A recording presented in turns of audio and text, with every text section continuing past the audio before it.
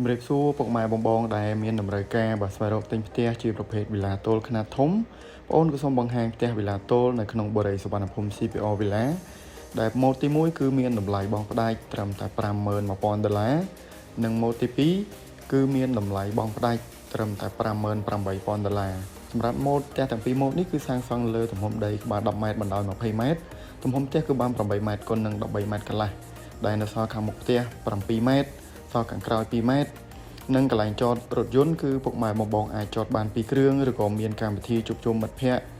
គឺអាចដាក់តុអង្គុយលេងបានច្រើនផងដែរពុកម៉ែបងសម្រាប់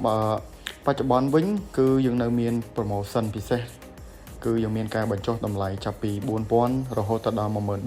$14,000និងថែមជូនសម្ភារៈប្រើប្រាស់មួយចំនួនធំនៅខាងក្នុងផ្ទះផងដែរជាក់ស្ដែងក៏មានអតិថិជនចូលរស់នៅជាបន្តបន្ទាប់និងលក្ខខណ្ឌបង់ប្រាក់វិញគឺងាយពុកម៉ែបងគឺបង់ប្រចាំខែចន្លោះពី$300ឡើងទៅគឺអត់មានការប្រាក់និងបង់ជាមួយនឹងខាងបរិយាផ្ទាល់បានរយៈពេលវែងផងដែរសម្រាប់ទីតាំងវិញគឺអត់ពិបាករកទេពុកម៉ែបងចំណាយពេលពីផ្សារព្រែកភ្នៅមកត្រឹមតែ10នាទីគឺមកដល់ទីតាំងខាងប្អូនឯងគឺទីតាំងក៏នៅជាប់នឹងទីលានវាយកូនហ្គោលនិងទីក្រុងតំណប់ថ្មីនៅខាងជើងបឹងតមោកឬក៏បឹងកប់ស្រូវ